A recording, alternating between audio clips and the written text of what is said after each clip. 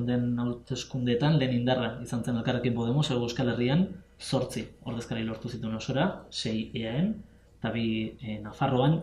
Inkestei jaramon eginda, badirudi oraingoan ez dela hala izango, puntu bat arte, lehen urteetan boto emailearen aurrean zuen xarma hori edo diztira hori galdu du alderdi arrunt bihurtu denean, egunerokotasunaren parte bihurtu denean? Interesgarria polita da oso galdera, xarma zer den kasu honetan, xarma gauza positibotzat jotzen du, eta xarma horri eusten digulako nago. Beste gauza bat izango zen oraino modan gauden, edo modak badoaz eta badatoz, eta momentu honetan modan dagoena, ez hemen, baina estatuan Vox izango zen, ez da. Heldua den indar politiko batek eduki behar duena da fidagarritasuna, eta fidagarritasun horrekin lotzen du nik xarmaren kontzeptua. Inkestei dagokienez, azkeneko inkestek ematen digute erkidego autonomoan bigarren lekua, kontuan hartu beharra dago, aurreko hauteskundeetan ematen ziguten 3. geratzea eta lehenengoak geratu ginen 2 bider gainera. Beraz, kontuan hartuta gainera momentu honetan erabaki gabeko botua dagoela 30-an, 40-an, guk pentsatzen dugu gainera kanpainan ikusten dugunaren arabera ilusioz bagoazela eta berriro emaitza horiek berriztatzeko posizioan baudela. Alderdiak izan dituen barne eztabaiden ondoren ere, erraza izan da barne zauri horiek itxi eta berriz ere aurrera begira jartzea? Kontuan hartu beharra dago gu bezalako partidu batean non gardentasuna nagusi den, gure proposta politikoan adaritzen dien desberdintasun horiek beste partidu batzuetan ez dira igertzen, baina ez ditu egiten dira. Hori da gardentasunaren kostu bat edo ordaindu beharreko ordainsari bat. Dena dela, egia da, tentsioak sortu zirela, oso berria den proiektu bati dagokion moduan, dena den begibistan dago gaindituta daudela eta momentu honetan Podemos bai Euskal Herrian baita estatu osoan ere proposamen bakarra bezala ari dela eta batasuna dela nagusi. Gardentasuna aipatu duzu, hori izango litzateke elkarrekin aldugun gehien destakatuko zenuken, hautagaitza honen gehien destakatuko zenuken puntua? Ez, gardentasuna bide bada. Bide horiek zerbaiten zerbitzupean daude. Eta eduki baten zerbitzupean dago. Gu gardenak izan behar dugu, zintzoak izan behar dugu, horretarako gure kode etikoa union baino zorrotzagoa da, eta hori ona da, ze azken baten gure eskaintza politikoa ez da bakarrik zer eskaintzen dugun, baita nola eskatzen dugun, eta zertarako. Beraz, 3 ardatz horiek kontuen hartzeko modukoak dira, eta nire ustez edozein proposamen politikoaren aurrean boto emaileak kontuan hartu beharreko ideiak dira. Azken baten, gu gatoz politikagintza berriztatzera maila guztietan. Maila guztietan egin ditugun akatsetatik ikasi beharra dago, eta horregatik gu gaude harro gurekin dakargun eskaintzarekin. Maila guztietan aipatu duzu eskaintza, zertan ikusten da hori? Ze adibide jarko zenuke horrena? Edukiei buruz, ari bagara, gure proposamenaren ardatz nagusia izango zen bizitza erdian ipintzea. Batez ere ekonomiari buruz, ari bagara hitz egiten, baina hori lotu egiten dugu azkenengo egunotan, askotan eztabaidetan eta gazetaiak izan digute bitxu alde batetik ekonomiari buruz hitz egingo dugu, gero ongizate estatuaren inguruan, gero eskubide askatasuna, gero zaintzak eta guretzat dana dago lotuta. Ze gaur egun, daukagun sistemaren arabera, ez dago bizitza egitasmorik egiterik jendea gazteak ez dauka esperantzarik, benetan ikusi besterik ez dago jaiotze tasa edo lan prekarietatea edo etxebizitzarako eskubidea zertan gauzatzen den. Beraz, gure eskaintza ekonomikoak hori ipiniko zuen erdian. Jendearentzat bere bizitza egitasmoak bideragarriak izan daitezen neurriak ipintzean. Bai maila ekonomikoan, baita maila fiskalean ere, eta azken baten askatasuna, berdintasuna, duintasuna egiazkoak izan daitezken, beharrezkoak diren euskarri materialetan lan egiteko. Atzoko debatean, 1978ko konstituzioa eskuan hartuta ikusi genuen Pablo Iglesias, Telebista Publiko Espainiarrean, nola pasada aldugu 1978ko erregimenarekin amaitzera zetorrela esatetik, gobernu berriak 1978ko konstituzio betetzearekin konformatuko litzatekeela esatera, atzo, Pablo Iglesias telebistan. Bai, ondo ikusita. Ni ustez, koherentzia erabatekoa da. Kontu hartu beharra dago, mila behatzeon da, 1978ko erregimen delako horretan 3 hitzarmen oinarrizko zeudela. Bata, lurralde antolaketaren ingurukoa eta hortik sortzen zen autonomien estatua. Beste bat, eskubide eta askatasunen ingurukoa. Eta hirugarrena izango zen horren apartu duana, hau da, baldintza materialak benetan askatasuna eta berdintasuna eta duintasuna ez ditzeko. Lan eskubideak direla, etxebizitzarako eskubidea, euskarri materialerik. 3 ardatz horietan hautsi egin da sistema.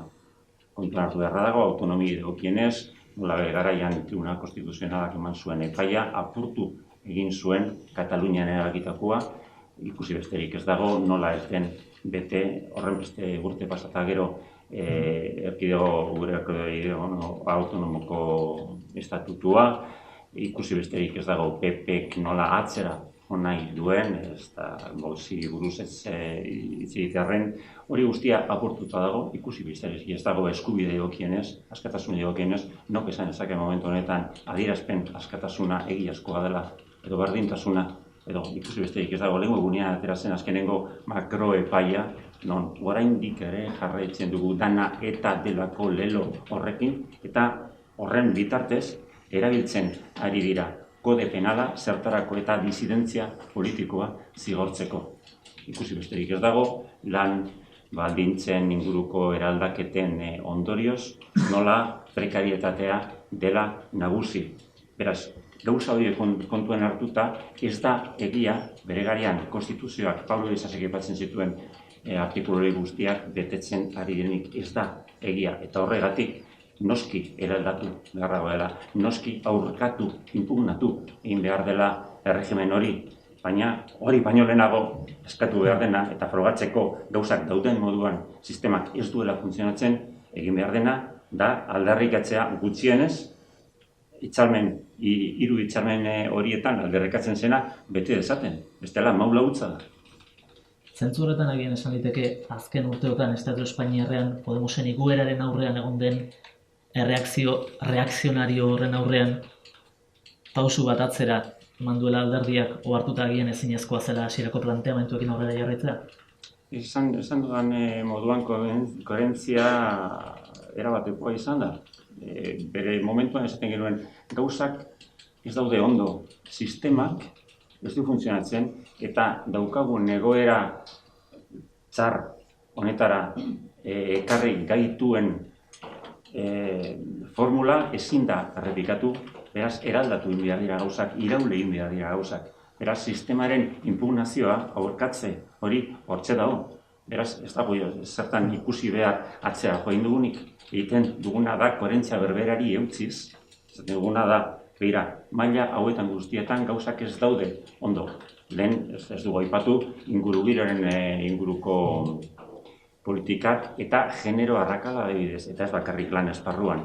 Genero indarkeria, guretzat, alde batetik, feminismoa, eta beste alde batetik, ingurumenaren babesa eta ekologismoak zeharkako ardatza dira, ardatz transversalak gure politikagintza osoan eragina daukatena. Gaiz, aldatuta pixkat Euskal Herrian, ez Voxek ez da ziurren ez zentzat Ciudadanosek ere ez dute ordezkaritzarik lortuko, hala ere estatu mailan ultraeskuina geldiarazteko boto erabilgarri edo boto util gisa, ari da bere burua aurkezten, PSOE edo kasu honetan PSE. Nola erantzuten diozue elkarrekin Podemosetik edo elkarrekin aldutik, PSOE ultraeskuina geldiarazteko boto utila dionari? Bai, nuke Euskadin inon baino gehiago igertzen dela, arriskua ez dela Vox.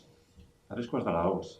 Arriskua da PSOE Ciudadanosekin hitzarmena lortzea. Ikusi besterik ez dago nola ohiko eskuma, PPk, nola boxizatu egin duen, eta nola begiratzen diote hortik sor daiteken botu emaileari zer eskatu dezaken beraiek ere hortik lehian aritzeko, Ciudadanos ez aipatzearren. Baina, klaro, PP-rekin sozialistek ez dut hitzarmenik egingo, norekin egingo dute orduan, eta ikusi besterik ez dago lehengo gunean Abalos ministroak zer esan zuen.